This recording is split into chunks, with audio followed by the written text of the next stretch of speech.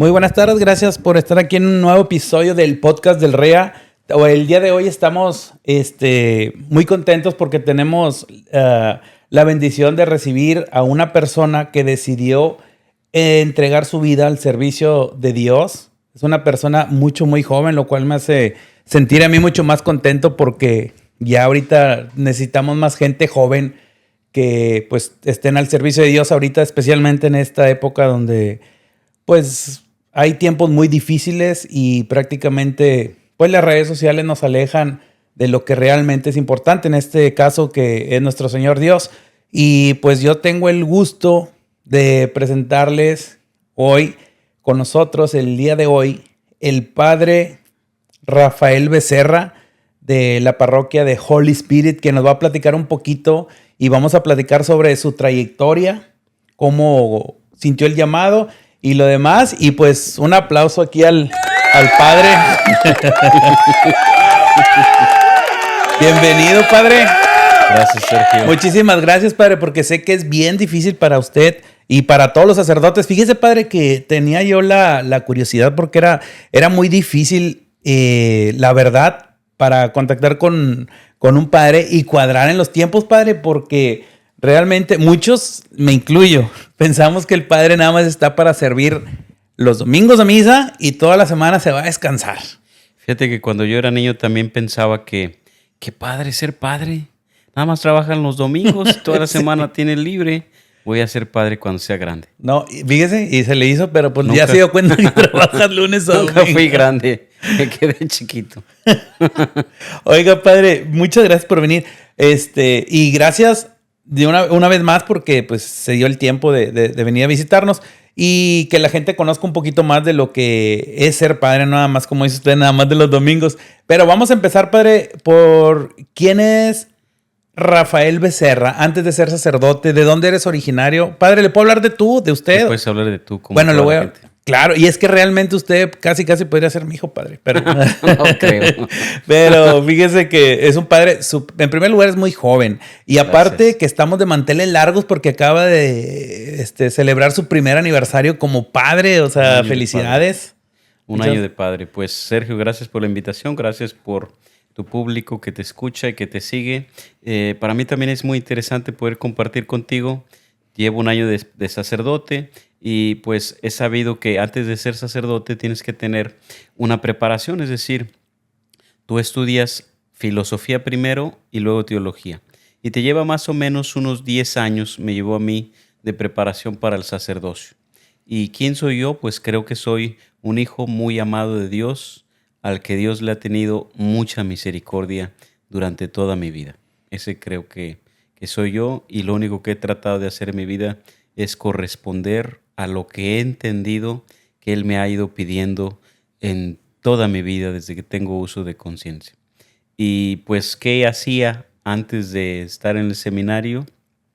Primero decirte que yo entré al seminario cuando tenía 31 años. Ya grande, padre. O sea que ya estaba un poco grande. Bueno, grande para empezar. Sí, si lo comparas grande con qué, comparado con qué. Bueno, normalmente los jóvenes en México, en Latinoamérica, se van al seminario cuando terminan la preparatoria, 18, 19 años, incluso antes. Quizás algunos antes, por ejemplo, en Tepatitlán, en la diócesis de San Juan de los Lagos, en la diócesis de Guadalajara, se acostumbraba que iban los jóvenes al seminario desde la secundaria, a los 12 años. Entonces, si piensa en 31 años, pues ya sería grande, como una vocación tardía. Incluso algunos me decían cuando recién entré al seminario, entonces tú eres una vocación tardía. No, nada de tardía. Yo le contesté al Señor en cuanto me llamó. En cuanto me llamó. No es como el fútbol, soccer, ¿no? Que ya a los 20 ya está uno viejo para el deporte. Viejo. Yo le contesté al Señor cuando me llamó, y antes no me había llamado, pues no me había ido al seminario. Pero antes de entrar al seminario, había trabajado ya 10 años en el gobierno, 3 años como director del Instituto de la Juventud de mi ciudad, en Tepatitlán, una ciudad que quiero mucho, en los Altos de Jalisco. Gente muy trabajadora, muy decidida, de muy buenos valores, gente muy religiosa, tan religiosa que varios mártires, algunos ya beatificados o canonizados, muchos otros que han sido mártires y que sin lugar a duda no han sido registrados en el libro de los santos, pero eso habla de la profunda religiosidad de este pueblo y de la profunda fe de un pueblo católico, cristiano, que además es innovador, que además es trabajador. Y el líder, por ejemplo, de la cristiada, de este movimiento de defensa de la libertad religiosa, Beato Anacleto González Flores, es de Tepatitlán. Es de Tepa. Fíjese, padre, y apenas iba yo a ese punto, porque realmente Tepa es un pueblo chiquito, ¿no? Pues tiene 140,000 habitantes, más o menos. Menos usted, ya son 139,000. 139,999. Pero lo que voy es que es un pueblo bien chiquito, pero la gente que yo conozco de ahí, conozco al señor Frank y a la señora Eva, y ellos vienen de ahí y son personas y toda su familia aquí bien trabajadores, o sea, son bien trabajadores y toda la familia tienen una característica, todos los de Tepa, aparte de ser trabajadores, ahora sí que parece comercial, padre, son muy trabajadores, muy unidos, muy religiosos y todos son guapos allá, hombres, mujeres, todos son guapos, padre, de ahí, todos. Los que vean el video. Los que vean.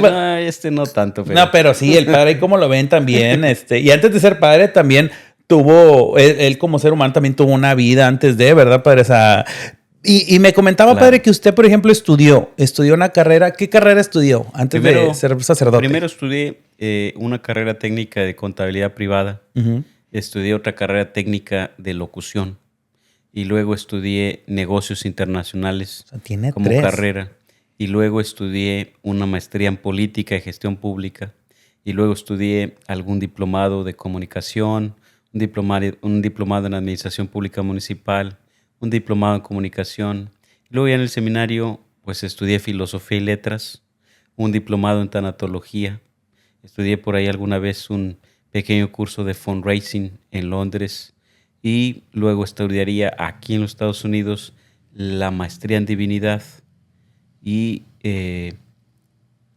creo que eso es lo que tengo. O sea, tiene bastante estudio, padre, y por lo regular, anteriormente todos los estudios que hacían los sacerdotes antes no le valían, pero ahorita lo que es teología y los estudios bueno, en cuanto a teología, ya son válidos, ¿verdad? Como carrera. Sí, lo que pasa es que en México se rompieron las relaciones entre el gobierno y la iglesia y entonces no había una validación de los estudios. Hasta 1990 en México se restablecieron las relaciones eclesiásticas con el gobierno y entonces comenzaron algún proceso para revalidar los estudios, de tal manera que ahora, por ejemplo, los seminarios ya pueden acreditar sus estudios con la Secretaría de Educación Pública. Ajá. Y ya es válido. Y anteriormente no. Anteriormente un sacerdote estudiaba la filosofía, terminaba y si decidía que no era su vocación, salía, pues esos estudios que tenía pues eran conocimientos, pero no tenía ningún reconocimiento ni acreditación frente a la Secretaría de Educación y entonces tenía que o revalidarlo o recursarlo. Que muchos de los mártires, algunos de ellos, tuvieron que seguir ese proceso. Por ejemplo, Anacleto González Flores estudió en el Seminario de San Juan, le invalidaron sus estudios y tuvo que volver a comenzar. Desde cero, o sea, ya una vez terminó y otra vez. Y ahora si lo piensas bien, tú por ejemplo dices, ahora ya los estudios son acreditados y va un muchacho y estudia filosofía y letras. Y entonces tiene su título de filosofía y letras. Eso? Y entonces sale a la vida y dirás tú, ¿y de qué va a trabajar? Sí, fíjese. De filosofía y letras, quizás de maestro, quizás sí, de asesor. En la biblioteca por lo regular.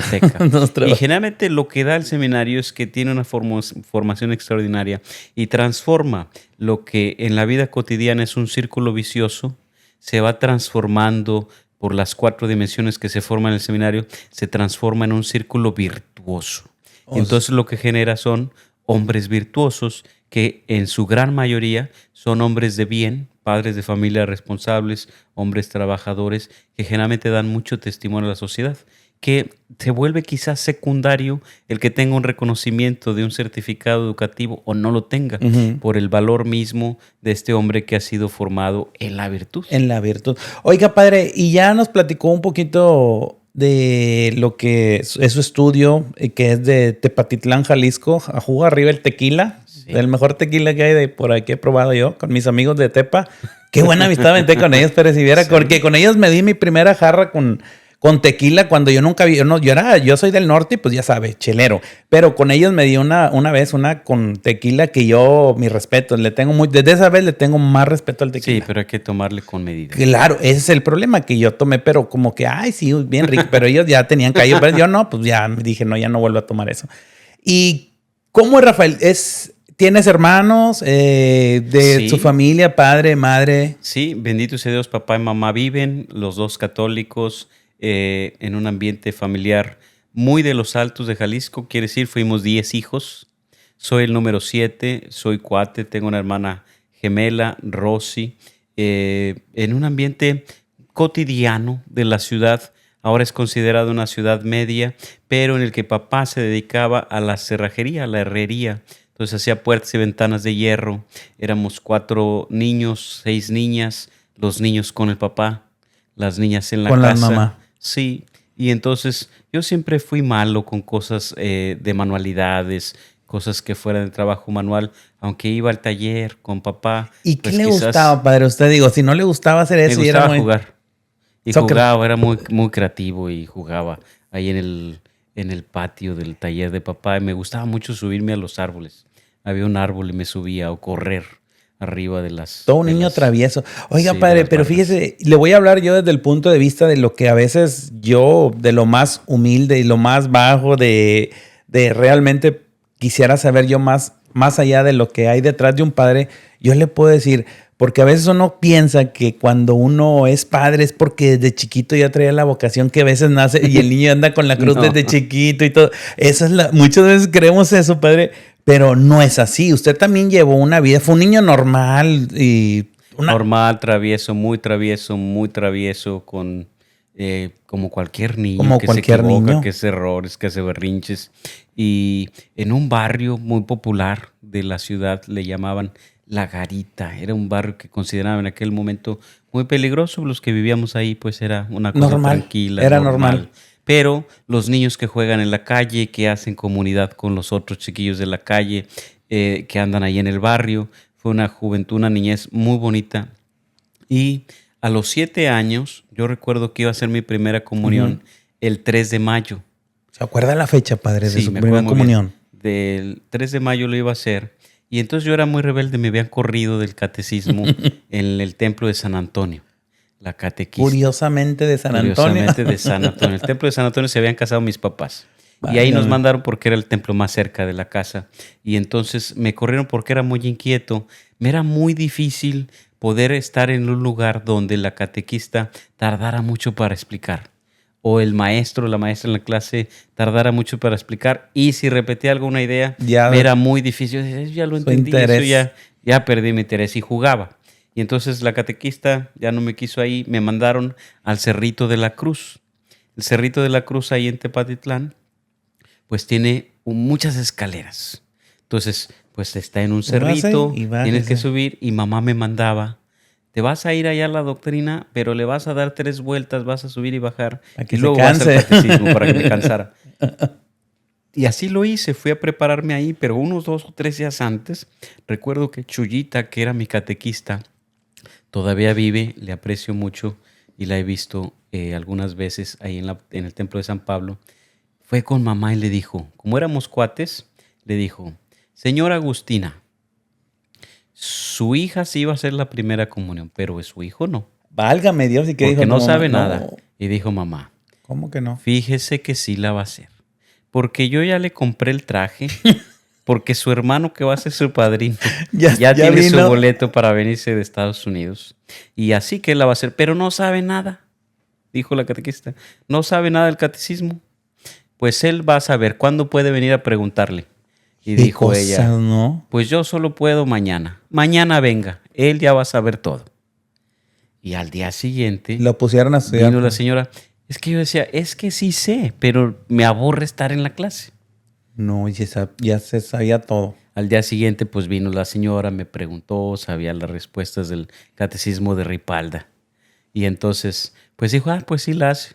Pero era muy llamativo que eso fue el 3 de mayo de 1990 y el Papa San Juan Pablo II fue a la diócesis de San Juan de los Lagos, a la ciudad de San Juan de los Lagos, una ciudad todavía más pequeña que Tepatitlán, En aquel momento tendría, yo pienso que unos 40,000 habitantes. Entonces era todo un fenómeno que el Papa Fuera San Juan fuera de los a Lagos. una ciudad tan pequeña y entonces todo en el ambiente era Juan Pablo II, el Papa, el Papa, el Papa, el Papa. La televisión, la Wow. radio, la iglesia, los padres en las homilías, Todo un todo era acerca acontecimiento. del Papa. Entonces yo recuerdo mucho que a esa edad me impresionaba tanto la figura del Papa que yo le decía a mamá, yo quiero ser como ese padre que sale en la tele. Y me llamaba mucho La atención, su manera de su ser, su manera de forma. ser, su figura, su personalidad. Y entonces a mí me gustaría ser como ese padre. Cuando crecí, eso se me pasó, se me olvidó. Alguna vez me invitaron a que fuera a un preseminario cuando tenía 12 años, no fui. Y entonces ya lo olvidé, tuve novias, estuve en grupos juveniles, en la pastoral juvenil, muy activo en mi parroquia, en un grupo de jóvenes en la ACJM, con jóvenes, y ahí fui muy activo. Y después, pues estudié en la universidad, me interesó el tema de los movimientos estudiantiles desde la preparatoria, la universidad, el activismo político de la universidad, y de ahí me invitaron a un partido político, milité en un partido político, estuve en las campañas políticas, me invitaron a trabajar en el gobierno, trabajé en el gobierno municipal y estatal, y entonces muy involucrado Estuvo en la siempre vida. bien activo, padre, y bien joven, ¿verdad? Aparte de eso. Sí, porque fíjate, ya era el director, el título era coordinador del Instituto de la Juventud de mi ciudad a los 21 años. Bien joven, digo, para Quizás ser, ya tener un cargo de quizás a los esos. 20 años ya era un funcionario de primer nivel A del los gobierno 21 municipal. años, A padre. los 21 Pero años. fíjese, padre, y bien curiosamente mencionaba usted que también tuvo novias en su momento, porque mucha gente piensa de que no, es que los padres desde que nacen vienen y son, pero usted también sabe lo que es estar enamorado, sabe lo que es a lo mejor un desamor. Decepcionado también. O sea, también ha vivido todo eso. Sí. Y a lo que voy, padre, y me llama mucho la atención. ¿Cómo sintió ese llamado después? Porque en una ocasión usted platicó en una de sus homilías que usted tenía su novia y de un día para otro usted le dijo, ¿sabes qué? Voy a ser sacerdote. Fíjate que quizás no tanto así, pero lo que sí es que sí tuve una novia, nos íbamos a casar y luego sentí que Dios me llamaba para ser sacerdote y me fui al seminario. El asunto es que estaba llegando un momento de mi vida en el que yo sentía que ya había hecho todo lo que Dios me había pedido. Era muy activo, coordinaba un movimiento nacional de defensa de la vida con los jóvenes llamado Dilo Bien.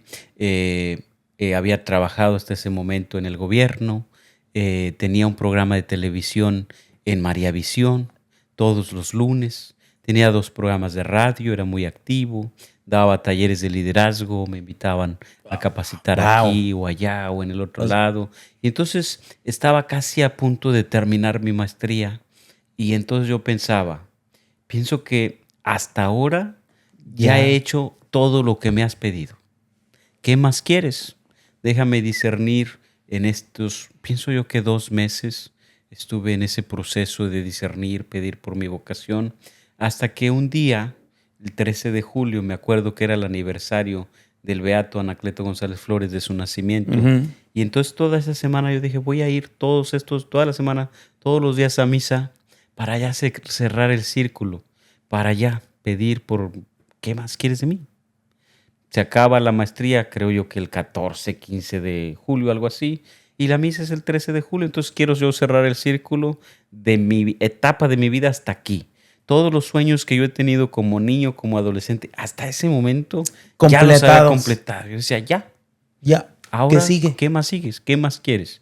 Entonces esa misa, el 13 de julio, 8 de la noche, domingo, en mi parroquia de San Francisco en Tepatitlán, fue celebrada por quien era mi director espiritual, que había sido párroco por 36 años en la parroquia, ya estaba retirado, un anciano, respetado por la comunidad, con una gran autoridad moral. Y entonces cuando yo estaba en la misa, él levantó el cáliz y yo decía, ¿qué tiene este sacerdote que es tan feliz, tan pleno? No Tan tiene lleno, nada, no tiene nada de posesiones económicas, ni de posiciones sociales, de prestigio político, nada. Ni propiedad, ni millonario, ni propiedades, nada, ni siquiera coche tiene. Ni siquiera coche tiene. ¿Por qué está tan feliz? Y entonces en ese momento me llegó este movimiento espiritual. Y si yo fuera sacerdote, no, yo no quiero. Y entonces en ese momento, aquel 13 de julio, se conectó con aquellos 7 años pensando que a mí me gustaría ser como aquel padrecito, Juan Pablo II. Y entonces yo decía, no, ay, señor. ahí fue la conexión entre... No, señor. Yo ya para ese momento pues tenía tantas actividades, una agenda tan llena, coordinaba tantas cosas que tenía que tomar decisiones muy rápido, evaluar los puntos, los asuntos y tomar decisiones rápido y ponerlas en práctica. Entonces en ese momento, en esa misa, yo me acuerdo que yo decía, no, señor, yo no quiero caminar ahí. Sacerdote no. Yo ya tengo una vida hecha, ya tengo un camino recorrido y ya no quiero caminar a eso, no quiero hacer eso. Pídeme lo que quieras, pero eso no. Padre, y ahorita que menciona usted que decía, no quiero, ¿usted tenía como esa diálogo con Jesús, o sea, con Dios, inconscientemente aún que no sabía antes, o sea, Fíjate ¿cómo que- es ese llamado? Porque Fíjate que siempre puedo reconocer que siempre he tenido un buen nivel de oración, un buen nivel de comunicación con Dios toda mi vida. Así lo he recordado que ha sido ¿y usted cree que siempre. eso haya sido parte del éxito en su vida? Digo, en cuanto a todo, logró Definitivamente todo. sí. Definitivamente sí. Si tú no oras, si tú no tienes una buena comunicación con Dios, te conviertes como un atleta que no toma agua. Porque la oración es el agua de tu alma, es con que te hidratas. Y la oración no es nada más que eso, que una relación personal con Dios, es una convivencia personal con Dios. Y yo siempre nos relacionamos de maneras diferentes con el Padre, con el Hijo, con el Espíritu Santo, que es el mismo Dios. Pero yo siempre he tenido una relación, creo yo que buena, por supuesto que con todos mis defectos y debilidades, con Jesús. Con Jesús como un amigo que me ha ayudado, ha estado ahí. Desde siempre. Pero antes era tan activo, con un ritmo de vida tan rápido, tantas Tenía mucho decisiones, ruido en su cabeza. tantos movimientos, que yo pienso que nunca hubiera sido nada de eso posible si no hubiera tenido un buen nivel de oración. Yo creo que es Que- la base. Que nunca dejé de tener. O sea, sí había un gran cúmulo de actividades, pero mi oración siempre estaba presente. Siempre, desde La la oración siempre mañana estaba hasta presente. toda la vida. Cuando ya entré al seminario, alguien me dio, mi director espiritual en el seminario, Padre Ángel Méndez, siempre fue, le aprecio mucho y le agradezco mucho, fue muy enfático siempre que había que rezar todas tus oraciones y lo más que pudieras antes de salir de tu casa. Porque si salías de tu casa, luego ya no sabías qué se presentaba. Y él ponía el ejemplo de los sacerdotes, pues él decía, los sacerdotes, cuando estás en una parroquia, cuando sales de tu casa, vas a servir y te va a tocar una misa y no sabes quién va a estar ahí, si necesitan unción de los enfermos, necesitan Y hablar hay que contigo. estar preparados. No sabes qué se te va a presentar, no sabes si vas a tener tiempo para seguir orando o no. Ujú. Entonces es mejor siempre orar. Cuando sales de tu casa, ya haber orado. Y ahora eso me ha ayudado en mi ministerio durante este año de sacerdote. Siempre me levanto temprano, hago mis oraciones de la mañana, mi oficio de lectura, mis laudes, mi lección divina que me gusta y mi rosario. Digo, en la mañana, En la mañana, ¿a qué horas estamos hablando? ya Jesús? estoy listo. A las 5 de la mañana generalmente me levanto Diario. para, bueno, si es día de descanso, quizás una hora más, quizás a las 6, pero generalmente a las 5, y así tengo tiempo para orar con calma. Tranquilo. Oiga, padre, y otra cosa, digo, otro tema que quisiera yo tocar como padre que soy, la parte de la decisión que tomó usted de ser sacerdote, y yo me pongo a pensar y me pongo en su lugar o en el lugar de sus papás, que un hijo mío llegue y me diga así de buenas a primeras, papi, quiero ser sacerdote, mañana me voy a la, ¿cómo se dice? El seminario. Al seminario, perdón. Sí, me voy al seminario, empiezo el lunes. Lo primero que se me viene a la cabeza es, híjole, no voy a ser abuelo, no se va a casar, no voy a, o sea, egoístamente pensamos eso, pero yo he escuchado muchos padres que dicen que después los papás son los más felices, que dicen no pierden un hijo ni tienen muchos por su congregación. ¿Cómo fue el cuando usted le dijo a sus papás eso que quería ser padre? Pues muy positivo. Papá no lo esperaba, pienso que él sí tuvo una reacción así. Y su primera reacción, no, como tú No vas a durar. no vas a aguantar, pues te la pasas viajando de aquí para allá, del otro lado. ¿Qué vas a hacer ahí adentro? Tú no aguantas ahí en el seminario. no vas a aguantar. Y hasta dijo, ¿para qué lo regañas si ahorita se va a salir de haber dicho, no? Sí. Y mamá estaba de visita con uno de mis hermanos aquí en Estados Unidos. Ujú. Cuando terminó mi preseminario, llamó mamá y entonces dije, mamá, me voy a ir al seminario, sí me aceptaron. Y dijo, yo ya sabía. No ¿Cómo me que di. ya sabías? Si me iba a casar y no me habías dicho nada, pues es algo que tú lo tenías que descubrir. No es cierto. Y Bueno, bendito sea Dios. Entonces, han ocurrido cosas muy positivas en mi familia por una cosa que es interesante y creo que vale la pena poner de relieve hoy y comentar con la gente. Cuando un hijo se va al seminario, es Jesús el que ocupa su lugar en su casa. wow, me acaba de caer el 20. Entonces, le conviene a la familia. Y yo te puedo decir, no solo en mi caso, sino tantos compañeros que he tenido de seminario, les transforma la vida, el ritmo, la forma de vida de la familia, de manera positiva. Para bien. Porque Dios bendice, por supuesto que bendice, trae una derrama de gracias abundantes, no solo para el que responde generosamente, sino para los que toda están la a su familia, para alrededor. toda la familia. Yo te podría contar muchas cosas muy positivas que han pasado en mi familia, muy bonitas. Por supuesto, no hemos dejado de pasar retos, por supuesto, no hemos dejado de pasar pérdidas, enfermedades, pero con la gracia del Señor siempre muy presente. Fíjense, pero ahorita me acordé de algo. Tenía a un conocido que tenía un familiar, creo que era un tío que era padre, y me da risa porque tú le dices, no, pues tú, o sea, en aquel entonces le decíamos, no, pues es que tu tío es sacerdote. Y nos daba risa porque ya después platicando y él decía, no, yo también pensé que porque tenía un tío sacerdote ya la libramos toda la familia, pero no.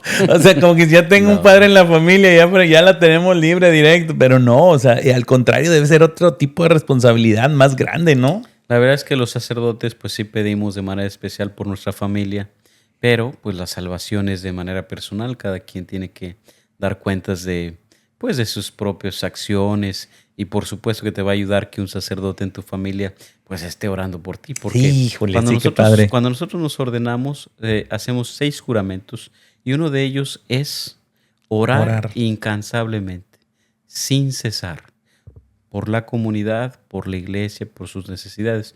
Y entre esas actividades, pues si estás orando por todos, De una por vez supuesto por que la oras por tu familia, familia. claro. Oiga, pero y ahorita, mire, me llama mucho la atención de la oración. ¿Y cuál es o la importancia de la oración ahora en estos tiempos tan turbulentos, tan difíciles? ¿Qué tan importante es la oración? Porque ahorita muchos, y ahorita también hablando de la oración, ahorita ya con las redes sociales, todo el mundo a veces pone en el Facebook, en Instagram o algo, pide oraciones por esto, pero realmente no sabemos si todos los que lo ven oran, porque ya todos agarran de nomás poner la manita, pero dices tú, nomás pon la manita, está rezando. O sea, es algo que dices tú, ya lo ven como que algo, pero yo quisiera saber, ¿cuál es la importancia de la oración ahorita en tantos tiempos que estamos viviendo ahorita tan ruidoso, vaya? Fíjate que la oración ha sido importante en toda la historia de la humanidad porque nosotros hemos sido creados por Dios y entonces tendemos de manera natural a religarnos con Él. Es decir, tenemos sed de infinito, aquello que decía San Agustín, mi corazón está inquieto y no dejará de estar inquieto hasta que descanse en ti. Entonces, a través de la oración es esa forma en la que nos reconectamos, esa forma a través de la cual nos conectamos con Dios. El gran reto de hoy es que estamos conectados con el mundo, pero desconectados de los que están a un lado de nosotros. Horrible, si es cierto. Desconectados de nosotros mismos y desconectados de Dios. Y te voy a poner esta imagen que me gusta mucho. Lo que pasa cuando no oramos es como si fuéramos en una pequeña barca en alta mar. ¿Qué pasa con esa barca? Si está en la superficie y hay olas, la mueve, la tambalea. ¿Y qué tal si llueve? ¿Y qué tal si hay un huracán? La tambalea y la mueve. Así es nuestra vida sin oración. La mueve por todos lados, el tiempo, las circunstancias, las cuestiones políticas, económicas, sociales, si me vio feo, si no me vio, si me dijo una cosa que no esperaba, si mis compañeros de trabajo, si en el deporte, todas las cosas me tambalean como esa pequeña barca. Aquel que ora y que tiene una buena comunicación con Dios es como si fuera un pequeño submarino que va cada vez más profundamente hacia dentro del mar. ¿Y qué pasa dentro del mar? Paz. Entre más profundo, más quieto, Más quieto. más quietud, más tranquilidad. Ahí está el infinito. Y si hay una tormenta afuera, Sabrá Dios. no le pasa nada. Esa persona sigue en su mismo Lo estado mismo. de tranquilidad. Y si hay olas arriba, no importa, porque él sigue en su mismo estado de Y tranquilidad. fíjese, padre, que algo que me llama, bueno, yo voy a hablar por mí, porque a veces estamos tan preocupados por el trabajo, por la escuela de los niños, por todo lo que nos rodea, exageradamente tanto que ya estamos acostumbrados a vivir de cierta manera en una ansiedad o estrés, que a veces cuando estamos orando y queremos tener tranquilidad, paz y todo, a veces hasta como que estás, no, algo está mal, no, y tengo que estar mal porque ya nos acostumbramos. ¿Qué consejo le daría a una persona que ya que está tan acostumbrada al estrés y a la ansiedad, que cuando queremos hacer la oración o quieren hacer o dedicarse más a la paz, a la tranquilidad, en cuando están agarrando esa paz y esa tranquilidad, dicen, no, esto no es mío, y vuelven otra vez? ¿Qué consejo le daría a una persona así, padre? Le preguntaría a cada persona, a todos los que escuchan este podcast, de los 1440 minutos que Dios te da cada día, ¿cuántos le dedicas a Él? 1, Ahí 2, está la respuesta. 3, 4, 5. Un buen consejo es, dedícale 3 Diario. minutos para que hagas tu espacio sagrado en tu casa, afuera en el patio. Deja tu celular a un lado, apágalo, la televisión, las redes sociales. Desconectarme del mundo. Desconéctate del mundo y esos 3 minutos, conéctate con Dios. A pesar de tus muchos problemas o lo que sea, te aseguro que esos 3 minutos te van a ayudar a que sepas vivir con mayor profundidad, con mayor sentido, con menos estrés, los otros más de 1400, los otros 1437 minutos que quedan te restantes del día, con 3 minutos. Con 3 Eso, minutos. suponiendo que sean 3, pero si hacemos Y te voy a poner otra imagen. La oración, esos 3 minutos te van a ayudar a que puedas encontrar soluciones para tu vida. Si tú vas en tu coche y le subes a todo lo que da al estéreo, ¿puedes escuchar si está fallando el motor? No. No lo escuchas. No. Porque hay mucho La ruido. llanta, pues, exacto. Porque hay mucho ruido. Pero si le bajas al volumen al Lo estéreo, escuchas, te tú paras. escuchas lo que está pasando con el coche, si trae una llanta baja, si le está sonando un valero, si le está sonando alguna cosa, algo Y está lo mal. detectas. Te paras y lo resuelves. Fácil. Pero estás con el volumen, llegas ahí con el carro quemándose y todo. Se te desviela. Lo mismo pasa con la vida. Lo mismo pasa con la vida. Si tú traes todos los ruidos de las redes sociales, de tus problemas, que a veces son legítimos, muchas Nos veces alejamos. solamente están en nuestra mente, de lo que pasa en el mundo, en la política, en la sociedad, en la cultura, a tu alrededor, en tu trabajo. Si tú traes todos esos ruidos y Ahí no le van, bajas al volumen de tu nunca voy a vida, estar en paz. no vas a poder resolver muchas cosas. Y esto le pasa, es una constante en muchas personas de nuestros días hoy.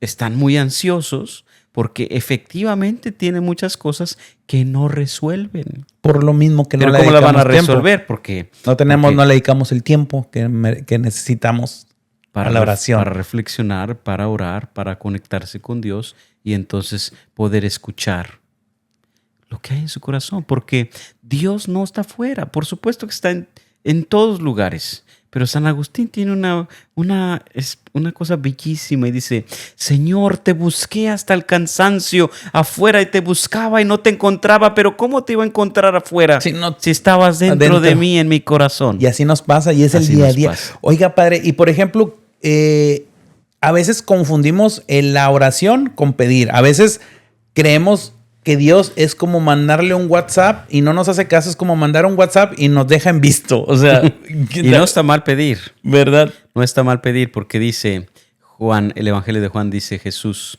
si ustedes permanecen en mí y yo en ustedes, pidan lo que quieran. Ni siquiera dice lo que ustedes necesiten. Pidan lo que quieran y se les dará.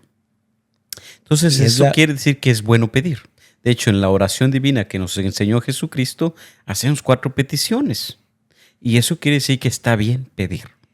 Y Jesús Dios también le gusta que le pidamos lo que necesitamos. Él ya lo sabe. Pero le gusta, que le pidamos. Quizás el error es un poco más allá. El error que cometemos no es pedir. El error que cometemos es pensar que Dios es Aladino en la lámpara maravillosa. Y yo solo necesito frotar y va a salir y me va a conceder los deseos que necesito. Pero eso es absurdo. Porque Dios es mucho más que eso. Dios es el que me hace capaz de respirar y me regala el sol todos los días y me regala la lluvia y me hace que pueda respirar y que tenga vida y que tenga salud. Él es el capaz de todo. Pero que también pongamos nosotros un poquito de nosotros. Pero si yo un día le pido, Señor, quiero que me dejes que compre esa troca nueva.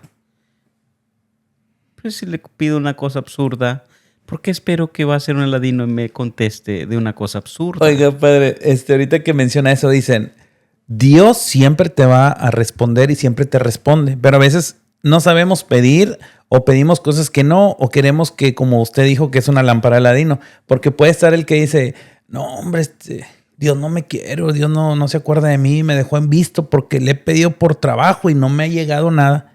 ¿Ya saliste a buscar? Pues no. Claro. Claro. Me gusta mucho la imagen de las bodas de Caná. 600 litros de agua. 600 tinajas. No había agua potable. Faltaba vino. María, hagan lo que les diga. Jesús manda a los sirvientes a que traigan agua. Pero no estaba al otro lado el pozo, no estaba al otro lado de donde estaba la boda.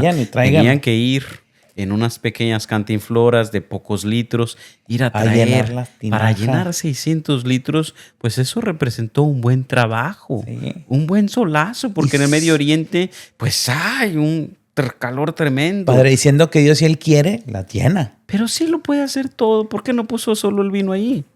Porque que nosotros tenemos que poner nuestra parte. Y importante. Este domingo pasado, otra escena magnífica también, lo escuchamos, era 5,000 personas, no hay nada. Le dicen los apóstoles Jesús, mándalos a que se vayan a los pueblos para que encuentren hospedaje y puedan encontrar comida, porque no han comido todo el día, ya está anocheciendo. Y dice Jesús, denles ustedes de comer. Pero lo único que tenemos... ¿De dónde? Son 5 peces y 2 pescados. 5 peces y 2 pescados. Y con esos 5 peces y 2 pescados alimentaron a 5,000 hombres. Y sobraron 12 canastas. 12 canastas. Quiere decir que cuando nosotros traemos y ponemos frente a Jesús, le traemos nuestras miserias, nuestras pequeñeces, nuestras carencias, Él transforma nuestra carencia en superabundancia de su gracia. De su gracia. Entonces yo le diré a la gente, ¿te hace falta algo? Pídeselo a Jesús. Ora. Conéctate con Él. Él tiene la capacidad de transformarlo todo. Tiene poder sobre todo. Tráele tus miserias, tus necesidades, tráele tus carencias y Él las puede transformar en superabundancia. Y le preguntaré a la gente, ¿cuáles son tus carencias de hoy? ¿Es no orar? ¿No conectarte? ¿Cuáles son tus carencias? ¿Cuál es tu pecado más común? Pídele a Dios. Y Él lo va a transformar esa carencia en superabundancia. Te va a dar porque dice San Pablo, donde abundó el pecado, sobreabundó la gracia. La gracia. Padre, ahorita hablando de la oración, ¿tiene usted alguna oración en especial que usted haga que diga usted, esta es mi oración favorita y la hago siempre? Me gusta mucho la oración de los padres del desierto. Señor Jesús, Hijo de Dios, ten piedad de mí. Y la hago constantemente todo el día. Estoy todo el día con esa oración. ¿Cómo dice, Padre, la oración? Dice: Señor Jesús, Hijo de Dios, ten piedad de mí. Todo el día y todo el día lo repito. Los padres del desierto trataban de repetirla 36,000 veces al día. Yo no los he contado. Pero no los he contado, pero también ando igual. No creo que lo hago, pero, Padre, pero sí lo repito. Y otro tema que tengo me gusta mucho cuando me dedico a María, me gusta mucho una pequeña frase que tenemos ahí en la diócesis de San Juan que dice: por tu pura concepción y belleza sin igual, cúbreme con tu manto, Madre Santísima de San Juan. Me parece que encapsula como una forma de piedad popular. Como diciendo, acobíjame cuando me siento. Esa belleza de María. El abrazo de una mamá, ¿no? De una madre a los hijos. Padre, y quería pasar a otro tema que es sobre la fe. ¿cómo ve usted la fe en el mundo actual? Porque realmente la fe ahorita la hemos perdido. Por ejemplo, alguien que, un ejemplo, quiere hacer un grupo en el coro o algo y dice, es que quiero hacerlo, pero pues no puedo porque pues no tengo esto, no tengo el otro. Pero realmente si uno quiere ayudar a Dios, es tirarse en la fe y Dios nos va a dar, ¿verdad? De acuerdo. Bueno, siempre y cuando hagamos la oración.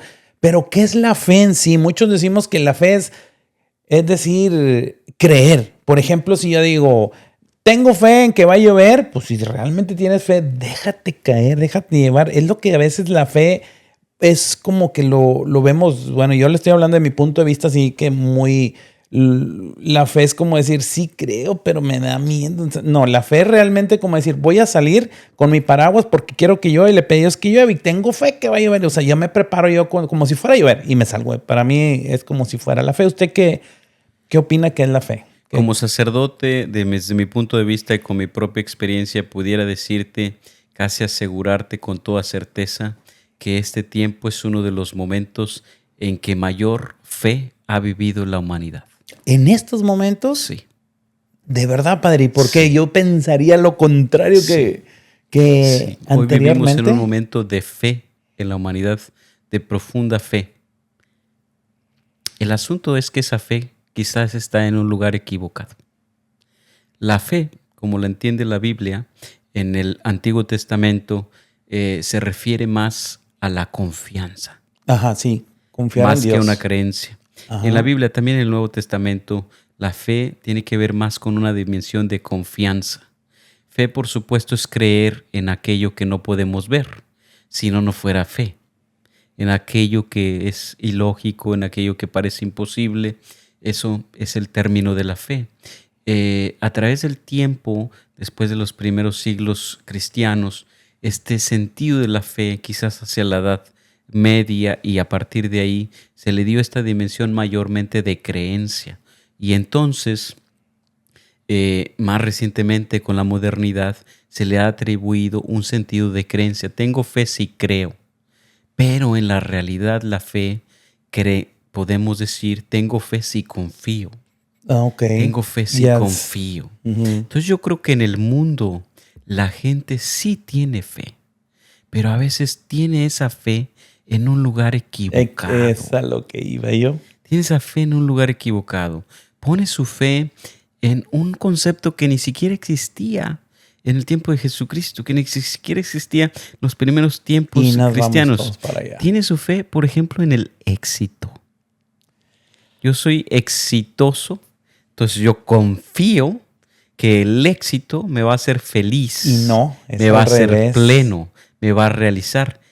Ese concepto ni siquiera existía en el pasado. Es a lo que voy. Ahorita todo el mundo, en especial los jóvenes, no quieren, dicen, el éxito para ellos es tener fe en tener éxito, pero una vez que lo alcanzan... ¿Y qué es el éxito ahora? El éxito tiene que ver con cuestiones económicas el día de hoy. Poder. Yo soy exitoso si tengo dinero, material. Soy exitoso si tengo poder, soy exitoso si soy popular.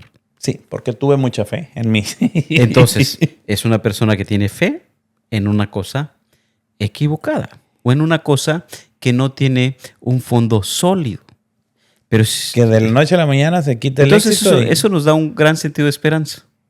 Un gran sentido de esperanza porque si las gentes tienen fe en un lugar equivocado, entonces lo único que hay que hacer es reivindicar esa fe que ya tienen para ponerla en el único que es capaz de darle vida eterna, de darle la posibilidad de que esté en el cielo por la eternidad, y el único que es capaz de proveerle todo lo que necesita, porque si lo pensamos bien, no tenemos nada que no nos haya sido dado por Dios. Claro, todo nuestro pecado y nuestra miseria, esa nosotros mismos la elegimos, claro, a veces incitados por el pecado, por el mundo, por la carne, pero todo lo que tenemos nos lo ha dado Dios. Hasta este precioso día, hasta esta reunión, estas cosas materiales todo que nos lo ha dado Dios. Han sido comprados como fruto de tu trabajo, pues ese trabajo lo has tenido por las capacidades que tú has tenido, que Dios te ha dado la posibilidad de desarrollar. Fíjese, para eso que menciona ahorita, por ejemplo, muchos tenemos la posibilidad de hacer de cosas, pero como dicen, siempre hay que ponerlo al servicio de los demás, todo, porque a veces Yo siempre he tenido una duda, Padre, que si Dios nos da dones, dicen que te los dan para que los sean al servicio de los demás y que cuando no sirves a los demás o tienes tus dones y no te los usas o no los usas, Dios te los quita y si tienes más, te da más. O sea, ¿cómo me explicaría usted eso, Padre? Pues en realidad es una forma de nuestra naturaleza. Los seres humanos somos relacionales y en eso nos parecemos, nuestra imagen y semejanza en esta dimensión a Dios tiene que ver con la relacionalidad. Nosotros somos relacionales, nos relacionamos con los demás, no podemos vivir en solitario.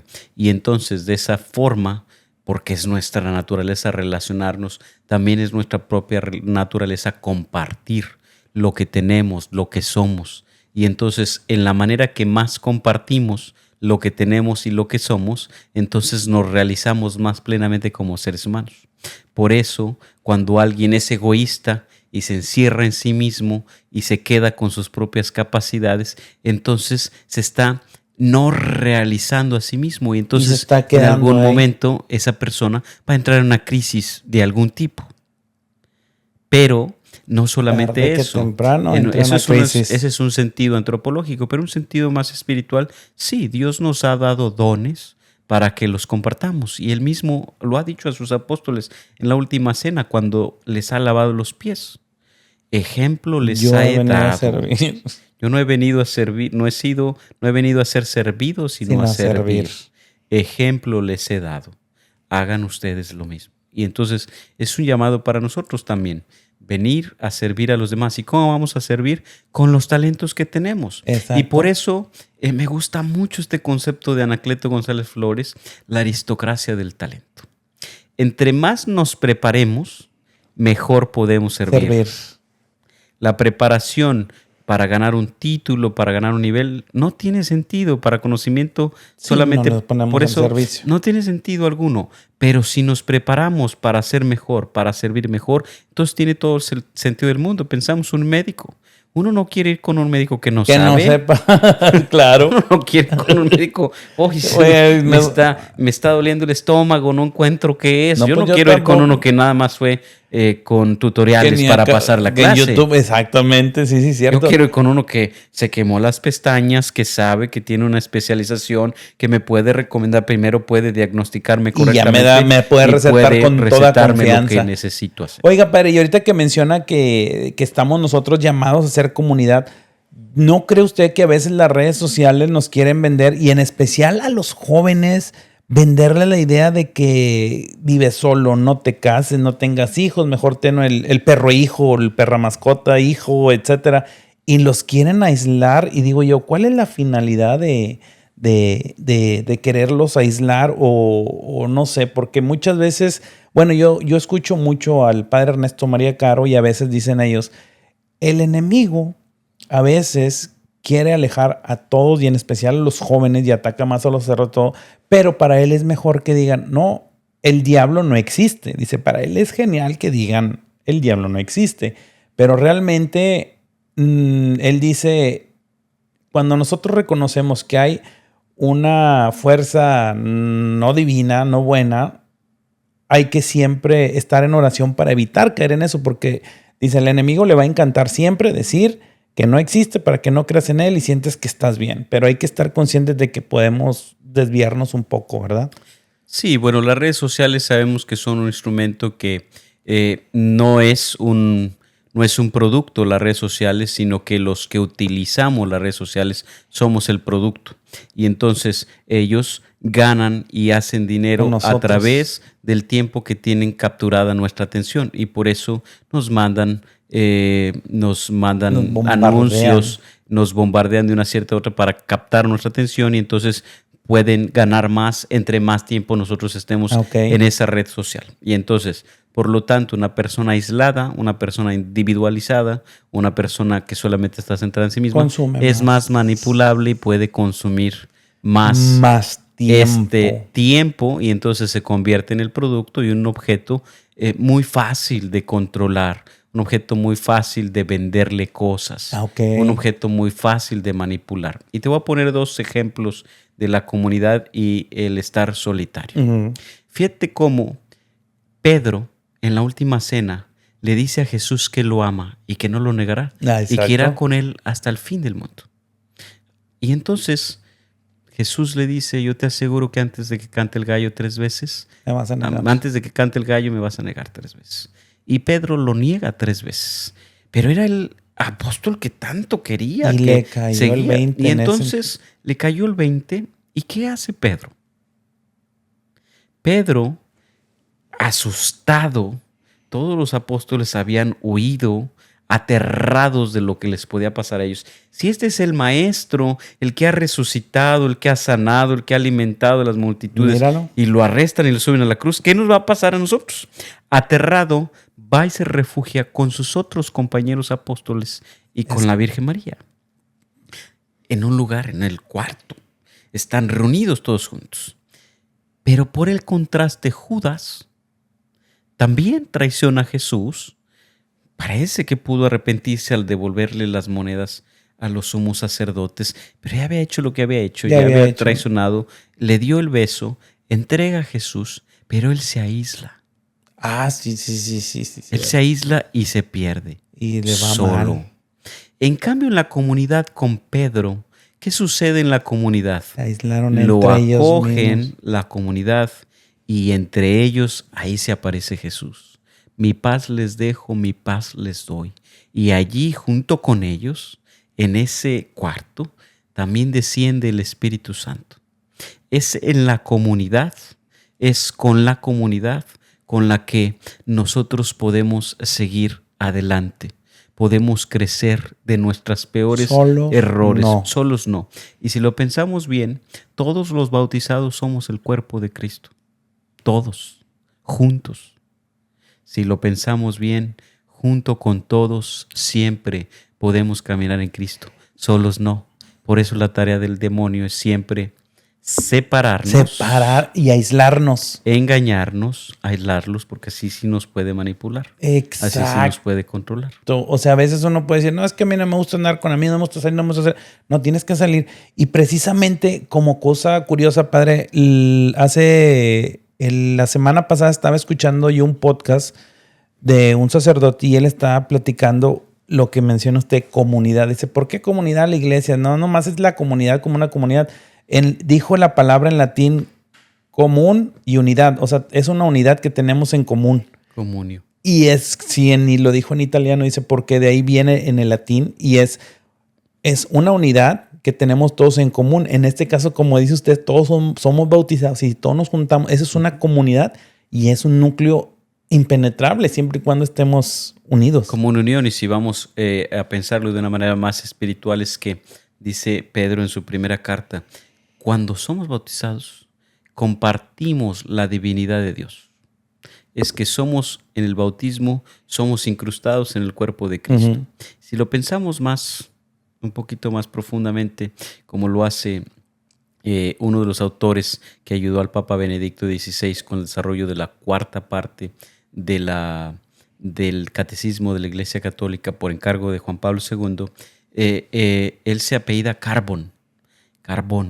Y entonces él dice, si estamos nosotros incrustados en el cuerpo de Cristo, entonces nosotros participamos en la eterna liturgia de amor del Padre al Hijo y del Hijo al Padre a través del Espíritu Santo. Es decir, participamos en esa vida de amor, en esa liturgia de amor de la Trinidad. Ya estamos incrustados ahí, pero eso sucede en la comunidad. Eso sucede porque somos parte del cuerpo de Cristo. Una pequeña parte, sí, muy pequeña. Pero una comunidad, unidos. Incrustados ahí. Fíjese, padre, ahorita que habla de comunidad, a veces también, los padres de antes, muchos teníamos la creencia de que el padre nos regañaba, te ibas a confesar. Yo me acuerdo mucho de un amigo que una vez fue, le dije, oye, vamos a ir a confesar, no vas a ir. Sí voy, pero oye, y empezamos a platicar. Y yo no sé cómo sea, a mí no me ha tocado, pero dice él que una vez fue y que dices que no me gusta confesarme con el padre tal. ¿Por qué? Porque siempre voy y le digo, he tenido pensamientos impuros. ¿Qué pensamientos? O sea, como que quiere que le diga todo, bueno, padre, es que ya mejor no le digo eso, ya mejor, y a lo que voy es de que siempre tenemos que estar en gracia por medio de la confesión, vivir en gracia es lo que yo tengo entendido. Padre, pero estar en gracia es confesarte y comulgar. Y yo tenía una pregunta, padre, que a lo mejor a muchas personas les va a gustar, o que tienen la duda, que dicen que cuando una persona se divorcia y luego se vuelven a juntar con alguien más y no se pueden casar y viven como quien dice pues es que no le puse el pecado, pues ya están divorciados, no sé, por eso quiero que me explique, pero que muchos de ellos dicen, es que yo no voy a la iglesia porque no puedo comulgar, porque Dios no me quiere. Y yo le digo, no, Dios nos quiere a todos, pero no puedes comulgar. Pero, ¿qué consejo le daría a una persona que tiene esa creencia? Sí, bueno, primero saber que en la iglesia, como decía Papa Francisco, cabemos todos. La iglesia es para todos. Y a mí me gusta mucho decir al inicio de la misa, esta es nuestra casa. Bienvenidos a donde pertenecemos. Todos, a la casa de Dios. En un lugar en donde nunca nadie es juzgado, pero por el contrario. Cuando entramos a la misa, lo primero que vemos generalmente es un crucifijo que tiene los brazos abiertos para recibirnos, A todos. para abrazarnos con nuestras limitaciones, con nuestros pecados, con nuestras debilidades. Podrá haber alguien ahí que critique, pero Jesús no nos critica. Jesús nos abraza y nos recibe y nos recuerda que por mí y por mis pecados, Él murió en la cruz por mí. O sea que el valor de cada persona, independientemente de sus pecados o de su realidad, el valor y la dignidad de cada persona es que es hijo o hija de Dios, creado a imagen y semejanza de Dios, que es una dignidad altísima, que es intrínseca, nadie se la puede quitar, pero que además Jesús dio toda su sangre por mí. Hay que tomarlo de manera personal. Y entonces, yo podré tener pecados, yo podré haberme equivocado, pero siempre seré bienvenido al lugar donde pertenezco. Donde siempre. A la casa de Dios. O sea, siempre seré bien recibido. Claro, o sea, una persona que no puede recibir la comunión es bien recibida en la iglesia y no puede comulgar, pero todos puede somos estar ahí. Bien recibidos en la iglesia siempre. Y aquí teníamos que poner de relieve este aspecto. ¿Qué es la Eucaristía? La Eucaristía es el sacrificio pascual de Cristo, es decir, Jesucristo ahí mismo actualiza su misterio, es decir, Jesucristo ahí mismo se da totalmente para que nosotros experimentemos ese acto extraordinario de amor que se quiere donar a mí. Y entonces, a través de su cuerpo y de su sangre, se me da como un regalo que nadie merece. Nadie lo merecemos, ni siquiera los más santos de los santos. Es Dios mismo el que se me da como un regalo. Cada como un domingo, regalo. Cada vez que vamos a misa. Algunos, por nuestra condición de pecado, quien ha cometido un pecado mortal y no se ha confesado, esa persona ese día se reserva de no recibir ese regalo altísimo, extraordinario, esa donación, porque yo he fallado a ese amor. Yo no he correspondido a ese amor extraordinario de Dios. No porque Él me rechaza. No porque yo me soy condenado. Él se está dando a mí. No porque me rechaza, al contrario. Y cuando estoy en pecado, si lo pensamos bien, es cuando más necesito su misericordia. Sí. Entonces, habría que cambiar el sentido y decirle a la gente, cuando más pecado tiene, más necesita venir al lugar donde Jesús se va a dar completo en su misterio pascual por usted. Yo, que cometí el pecado, siendo honesto con Dios, porque estoy en ese pecado, porque mi corazón no está limpio para recibirlo, yo ese día me voy a abstener de recibir la Eucaristía. Pero puedo recibir todos los beneficios de que, imagínate, hay 2 epíclesis en la Eucaristía. Primero el sacerdote llama al Espíritu Santo para que descienda sobre las especies del pan y el vino y exista la transubstanciación. Pero algo que ponemos muy poca atención es que hay una segunda epíclesis donde el sacerdote le pide al Espíritu Santo que nos convierta a todos en una comunión y que entonces todos los participantes en la asamblea nos convertimos en ese cuerpo invisible de Cristo que es su iglesia. Entonces, yo no puedo recibir sacramentalmente al Señor por la situación que tengo, que nadie tiene derecho de juzgar, que Jesús conoce mi corazón, conoce mi situación, pero sí puedo recibir los beneficios de estar presente en el misterio pascual de Cristo, en la donación de Cristo y en ese descender del Espíritu Santo también sobre mí. Es un regalo. Es un regalo extraordinario. Así que, ¿qué debe hacer una persona? Nunca falte a misa. Porque cuando más pecado tiene, es cuando más lo necesita. Y es cuando más dice, yo no voy a ir porque no puedo comulgar. Y déjame, le digo una cosa más. Nosotros pensamos, yo estoy necesitado de Cristo. Pero le quisiera yo decir a toda la gente, el Señor está sediento de nosotros. Porque si lo pensamos bien, Él siempre hace todo lo posible para que nosotros nos salvemos. Siempre hace todo lo posible y nosotros lo rechazamos una y otra vez. Pero Él nos ha creado para amarnos y nosotros le decimos que no. Y entonces miles de oportunidades que nos da diario. Y a veces le pensamos bien, ¿cuántas veces fui a misa este año? Pues nomás fui 2, 3, 4, 5. Pues no me estará esperando. Claro. Como el papá que ama a sus hijos, que tuvo sus hijos, tuvo el regalo de sus hijos, pero sus hijos no llegan. ¿Cómo está el día que llegan?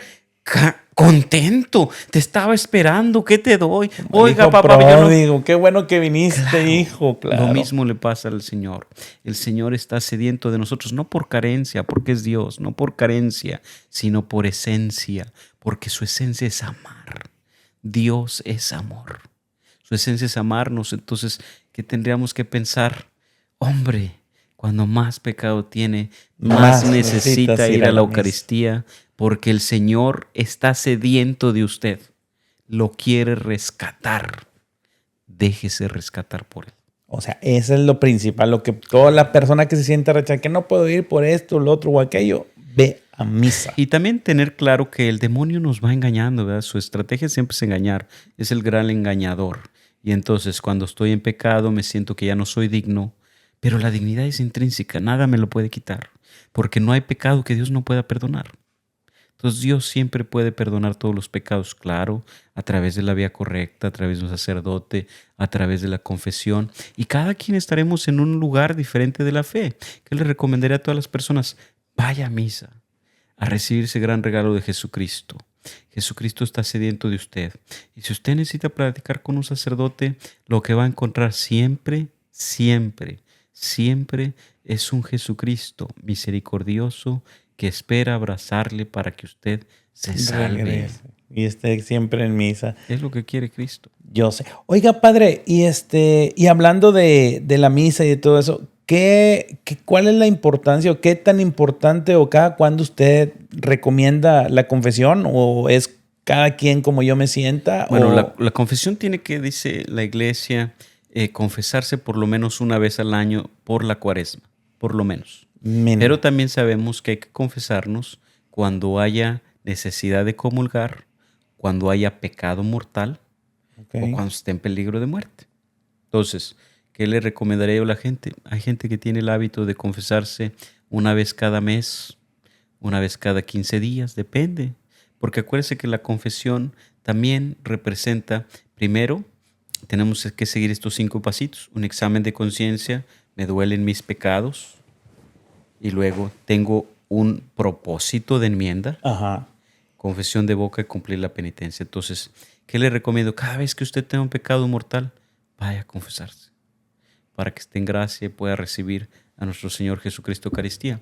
Otra cosa interesante es, quizás yo no pueda recibir la comunión sacramental, pero siempre puedo recibir una comunión espiritual.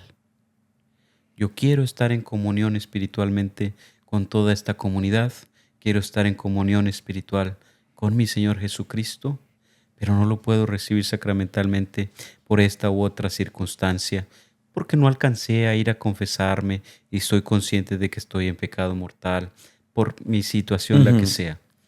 Entonces, puede usted estar en comunión con los demás. O sea, nadie está como que alejado. O sea, Dios no aleja a nadie, al contrario. Como dice usted, se alegra cuando viene uno. Dicen que cuando Dios, tiene 100 ovejas y va por la que se pierde. Por la que está perdida. La que está perdida. Eso no tiene sentido ni razón, pero Dios así trabaja. Dios va por esa oveja que está perdida y muchas veces nosotros somos esa oveja perdida. Y no queremos aceptar. No queremos hacer. Y va Jesús por nosotros y dice, aquí estoy a gusto. Y exactamente. Pues, y otra, bueno, ya para ir finalizando, porque ahorita ya puse ahí unos camarones a la diabla. No es cierto. Maggie, vente. Vente, Maggie. Aquí nos vino a visitar Maggie. ¿Cuál es la importancia o qué tan importante es hacer el rosario en familia, padre? Porque nosotros, como le comentaba a mi esposa ahorita, hubo un tiempo que lo hacíamos diario, y por X o Y, como dice usted, padre, de repente empezamos a separarnos y se empieza a aflojar un poquito la oración. Decía San Juan Pablo II, familia que reza unida, permanece unida. Y el rosario es la mejor arma que tenemos contra muchos pecados y debilidades. Si una familia reza unida el Santo Rosario, la Virgen siempre va a estar acompañando a esa familia. ¿Qué recomendación hay para la familia?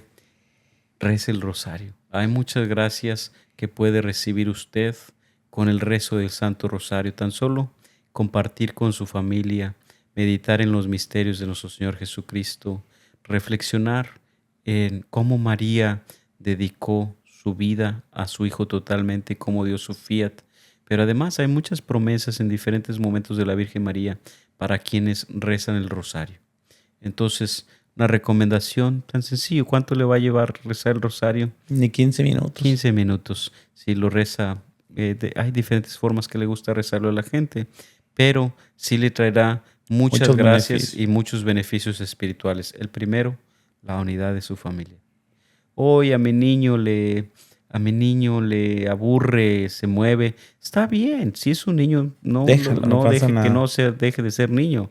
No quiera tratarlo como un anciano ni como un viejito, pero pues que rece, que sepa que eso es algo bueno que le va a traer gracias a él y a toda la familia.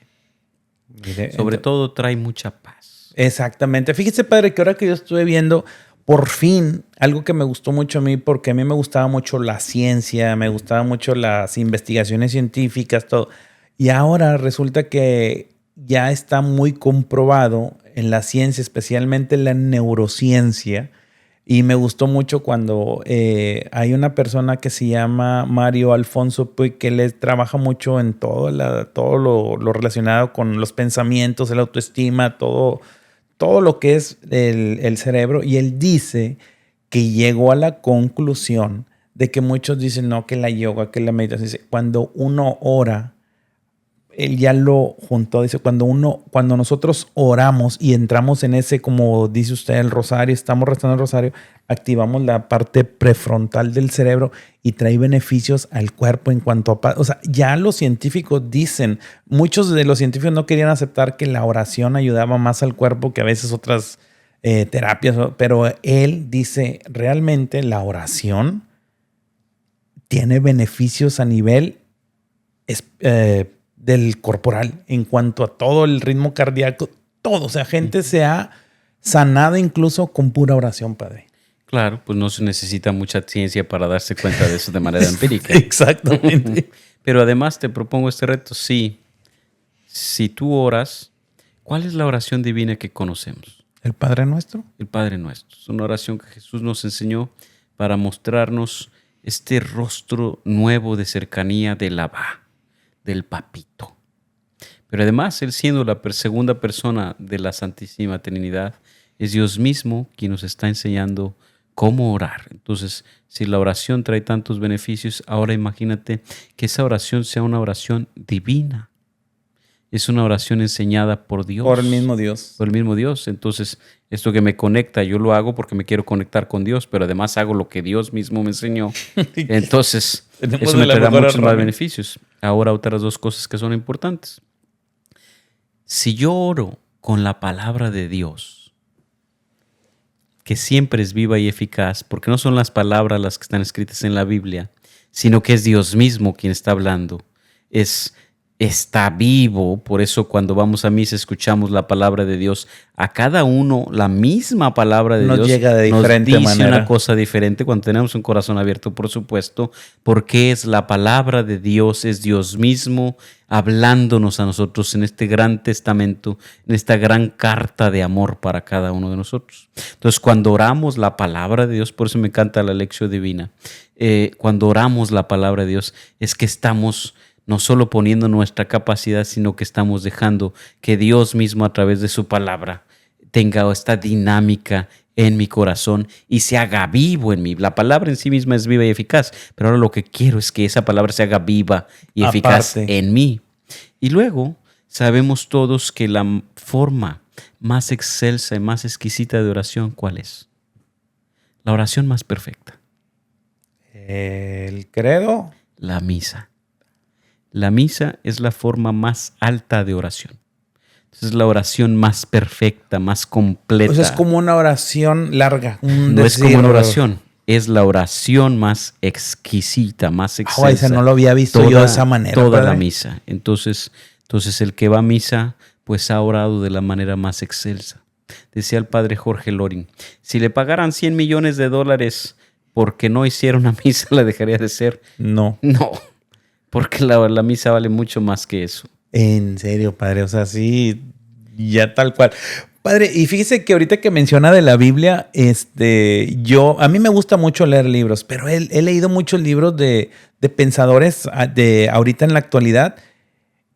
Y no es que yo tenga mucho conocimiento, que leo mucho la Biblia o que leo muchos libros, pero me he fijado que la mayoría de los libros, padre, hablan, por ejemplo, le digo a mi esposa a veces, mira, esta frase se me figura como que la sacaron de la misma Biblia, porque dice, el último autor que estaba viendo, el del Poder de la Hora, dice, nadie puede avanzar si volteas a ver tu pasado y no sé qué. Pues en la Biblia viene, dice, nadie puede avanzar en el arado y voltear para atrás al mismo tiempo, algo así.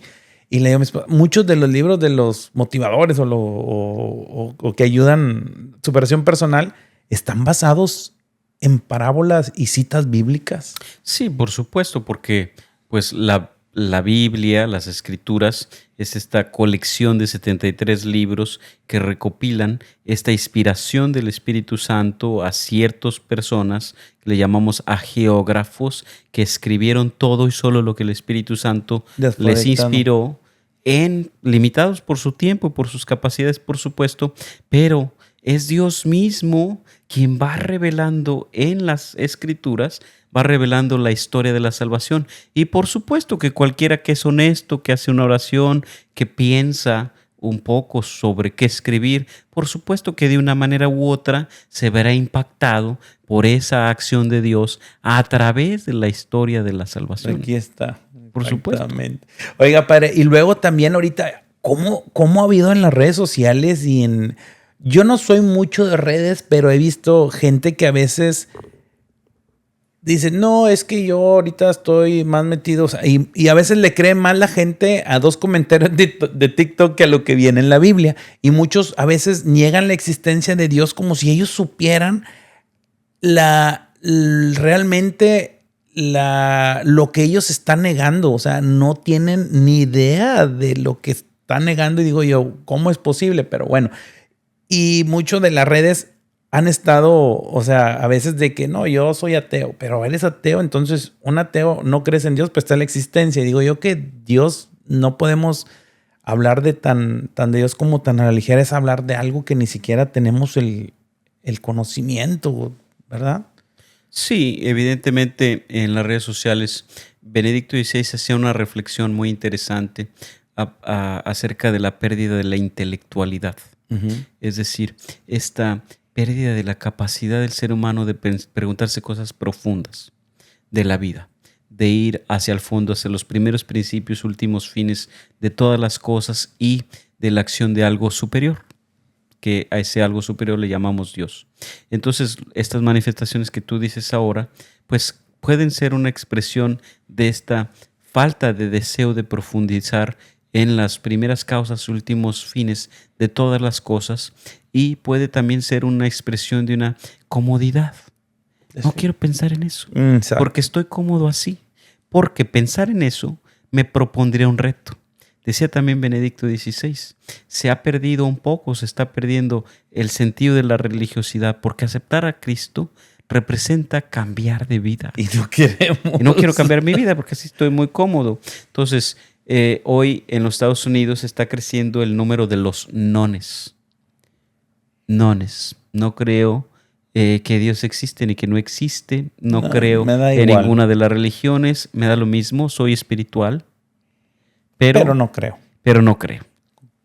Porque es lo más cómodo. Por supuesto, porque así puedo tomar de cada creencia lo que a mí me beneficia, lo que a mí me gusta, y entonces yo me convierto en la medida de mí mismo. Eso evidentemente me va a llevar a un error en algún momento de mi vida. Claro. Porque yo no soy la medida de mí mismo.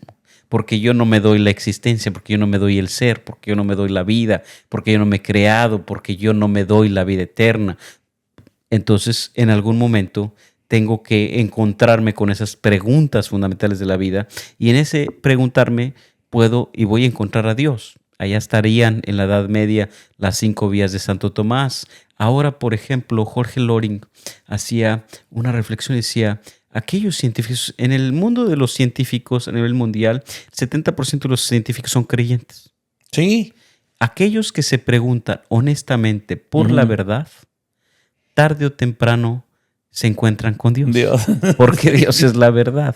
En Dios se puede encontrar la verdad. Entonces, ¿qué hay que hacer siempre que encontramos estas expresiones? Nunca juzgar, pero siempre encontrar a la persona donde está, y entonces, pues ser un instrumento de Cristo para que ellos se puedan encontrar con ese Cristo vivo, que es una persona concreta. Y me gusta mucho esta imagen de San Agustín. San Agustín era auténtico y honesto, pero que había estado en una secta, en el maniqueísmo, tratando de buscar la verdad, y un día se encuentra, por la terquedad de su mamá, que fue a perseguirlo, Santa Mónica, lo presenta con San Ambrosio. Y le dice San Agustín, ¿dónde encuentro la verdad? Porque tenía un deseo auténtico de encontrar la verdad. Y San Ambrosio le contesta algo muy interesante. Dice, no te preocupes, la verdad te va a encontrar a ti. Sí, bueno, mire. Y entonces sí, escuchó aquella voz que decía, toma y lee, toma y lee. Y entonces se convirtió. Este gran pagano, gran pecador, decía, Señor, hazme casto, pero no ahorita. Ahorita no. Ahorita no. Se convirtió en uno de los grandes doctores de la iglesia. No. Extraordinario. Yo me pregunto, cada vez que veo una expresión de un joven, de un adulto, que dice, yo no creo en Dios, yo no creo en esto, yo no creo en aquello, ¿en qué se puede convertir esta persona? Cuando la verdad lo encuentre. Así que eso le da mucha esperanza a muchos papás y muchas mamás. Pensar, es que mi hijo no vive los valores que yo le enseñé, no vive la fe que yo le dé. Siga orando y ponga lo que está de su parte. Sea usted un instrumento de Dios para que Cristo lo encuentre. Y verá, quizás su hijo es otro San Agustín. Otro San Pablo. No sabemos, pero San Pablo está persiguiendo a los de la secta de los nazarenos para matarlos. Y se convirtió. Terminó siendo el apóstol de los gentiles. Exactamente.